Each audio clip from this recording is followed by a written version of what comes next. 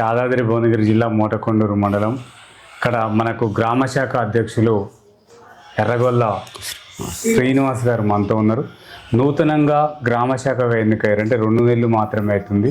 మరి 5 సంవత్సరాలు ఇతనికి గ్రామ శాఖగా కొనసాగించే అవకాశాలు పార్టీ కల్పించింది కాబట్టి మరి ప్రజలకు కానీ పార్టీకి కానీ ఎలాంటి సేవలు అందియబోతుందో వారిని అడిగి తెలుసుకునే ప్రయత్నం చేద్దాం. నమస్తే అండి శ్రీనివాస్ గారు, ఎట్లా ఉంది? నువ్వు నూతనంగా గ్రామ శాఖ అధ్యక్షునిగా ఎన్నికైనావు, మరి ఎలా భావిస్తున్నావు? గవర్నమెంట్ నిన్ను అంటే మీ నాయకులు నిన్ను గుర్తించి గ్రామ శాఖ ఇచ్చినందుకు ఏం చెప్పాలనుకుంటున్నావు? సంతోషం అన్న, మా పార్టీ సభ్యులందరికీ అందరి పక్షాన మన బిర్లాయిలయ్య గారి నిధులతోటి గ్రామంలో వచ్చిన గవర్నమెంట్ నిధులన్నీ తీసుకుపోయి వాళ్ళకి అన్నీ చెప్తున్నాం. సన్న బియ్యం కానీ 200 రూపాయలు ఉచిత కరెంటుగా 200 ఉచిత యూనిట్ల కరెంటు కానీ, సన్న బియ్యం కానీ, ఫ్రీ బస్సు కానీ, ఇందిరా మిల్లు కానీ ఇవన్నీ తీసుకుపోతున్నాం. అప్పై అర్హులైన గత ప్రభుత్వంలో ఎట్లుండే ఇల్లు అయితే ఇవ్వలే. ఈ మళ్ళీ కేవలం రేవంత్ రెడ్డి వచ్చినాకనే ఇల్లు ఇచ్చిండు.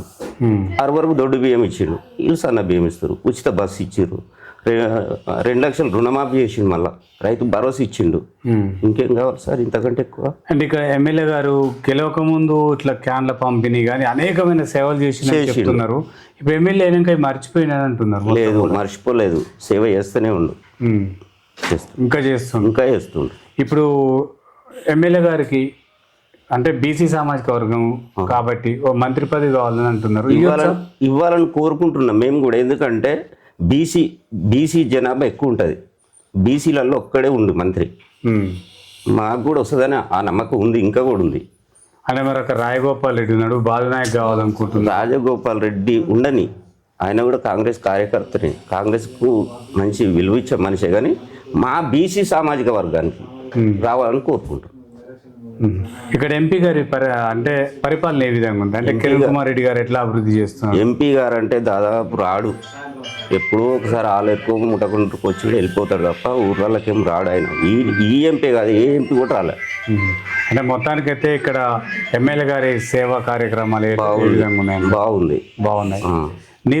నీళ్ళ ఐలయ్య అనే బిరుదు ప్రకటించారు. నీళ్ళ ఐలయ్య అంటే మా ఊరికి 3 సార్లు నింపిండి, ఇప్పటికి మళ్ళీ నింపడానికి రెడీగా ఉన్నాడు. గంధమల్ల మల్లన్న సాగర్ ఎన్ని ఉన్నప్పుడు నీళ్ళు మంచిగా వచ్చాయి. ఇప్పుడు వస్తున్నాయా?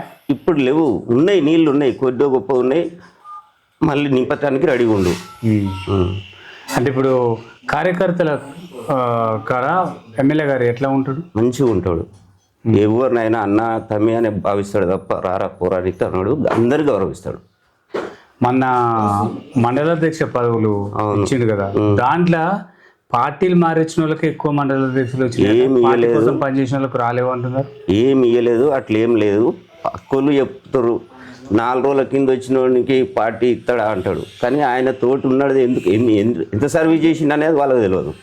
అట్లా మరి ఇప్పుడు నువ్వు మీ సర్పంచ్ గారికి కానీ మీ గ్రామ ప్రజలకు ఏం చెప్పాలనుకుంటున్నావు? నేనైతే మా సర్పంచ్ గారికి చెప్తున్నా, మా సర్పంచ్ గారు ఇప్పుడే నేను నిన్న అన్ని మా సర్పంచ్ చేసిన 100% కరెక్ట్.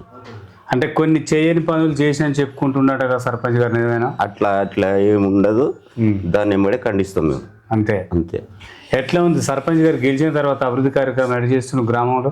సర్పంచ్ గారు అంటే మాకు 20 సంవత్సరాల సంధి టీఆర్ఎస్ సర్పంచ్లు ఇక్కడ, మాకు కాంగ్రెస్ సర్పంచ్ రాలే ఇంతవరకు 20 సంవత్సరాల నుంచి రాలే. ఇదే ఫస్ట్. నేను 1999లో కాంగ్రెస్లో జాయిన్ అయినా, ఇంతవరకు నేను పార్టీ మారలే.